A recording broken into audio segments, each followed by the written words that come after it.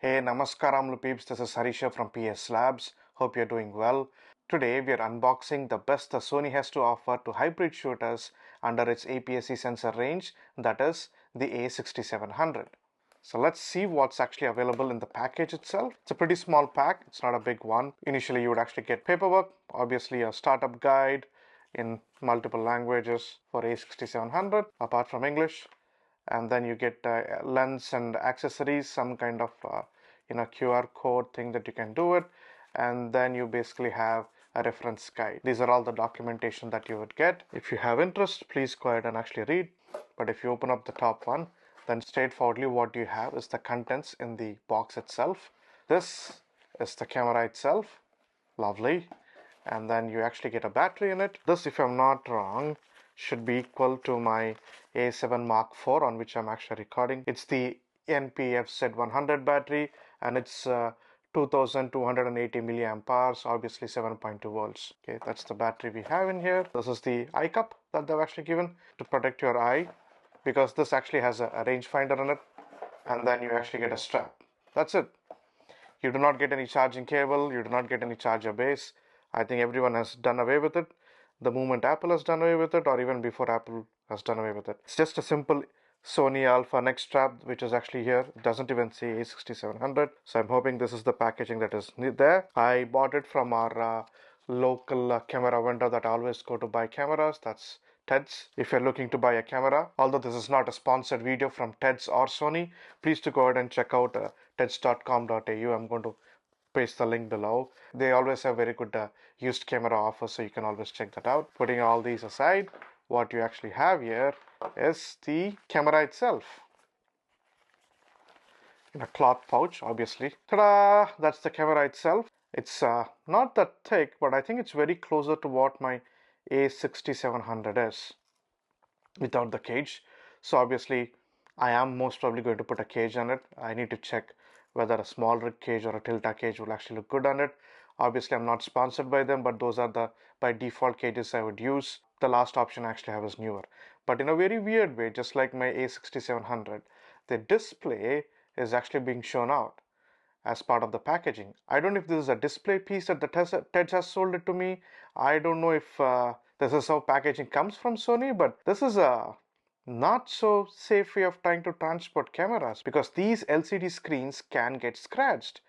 Luckily, my LCD screen is not scratched. I'm hoping everything is good, so it just basically has this LCD. Normally try to close it, and they should actually ship it in this way. The a6700, the grip is pretty good. I like it. It's just like my G9 or my A7 Mark IV, very close to it. The on and off button is a bit odd. In my A7 Mark IV, it goes from right to left. In this case, it's actually going from left to right. There is a shutter button up here. There is a front dial up here. Obviously, there is a back dial, and then you have a mode dial here, and there is a dial up here where you can actually select between your photo, video, and SNQ mode. I am going to make a detailed video about the buttons of it the next video, so please do watch out for that. Obviously, you actually have a dial here. There's another dial that you can try to play around with and configure your aperture, your shutter speed, and your ISO basically up here. Normally what I would do is I would use this for my ISO, and I would actually use this for my shutter speed, and this is by default my aperture value. This is the rangefinder window that's up there. The EyeCup that was provided to me as a eye protection, can go ahead and actually put it on top of it, and you have a menu button on the top, just in the middle. Actually, I prefer menu button either here or in here, middle of the wheel or somewhere on this side. I really don't like, like for the A7 Mark IV, my GH6 and some of these cameras where the menu button is on the left hand side.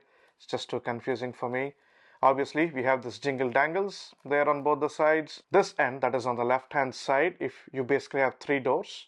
The topmost door is actually for your mic to be actually inserted if you're using an external mic to record, and a USB-C for charging. I don't think you will be able to go ahead and record to an external SSD using a a6700. For your SSD card, you only basically have one SSD card. I think it's up to UHS-2.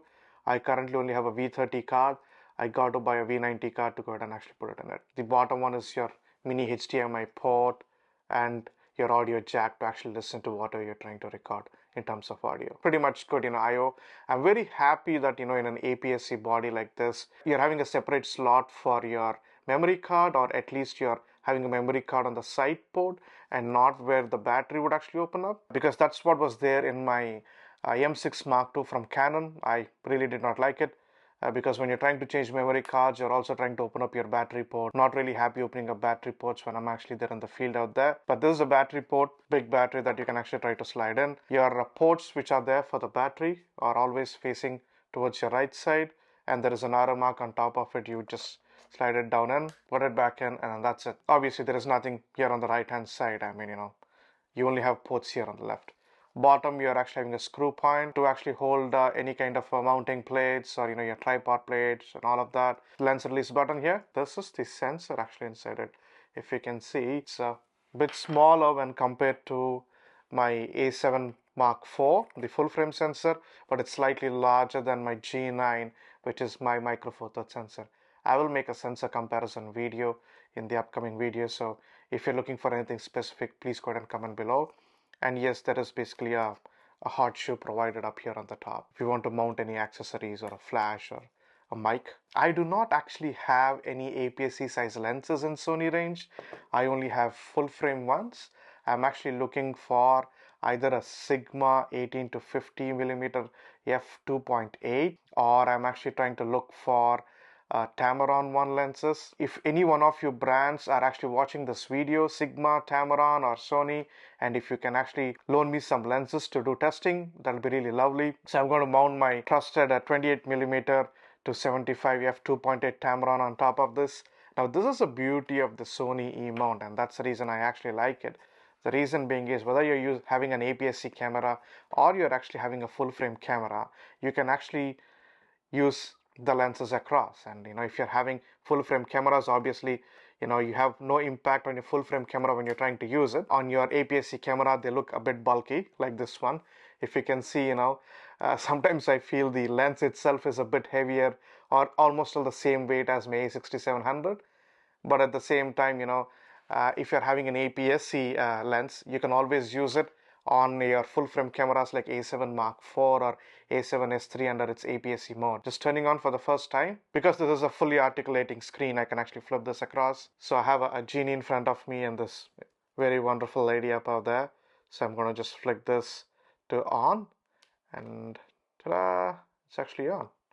So you can see the LCD display here. And I can just try to focus it. There you go, it's focused. Viewfinder to see if it auto switches. No, it doesn't. Interestingly, the default shortcuts that I actually have for my A7 Mark IV are the same which are also there in my A6700. Like, the trash can button here. If I actually press it once, the tracking or touch operation starts. I press it again, the touch operation actually stops. So this was something by default configured in my A7 Mark IV. I still have it because it's a very handy thing right here on this button, and it's the same in here. So I'm pretty much happy. The battery is 68% charged. I'm pretty surprised with that.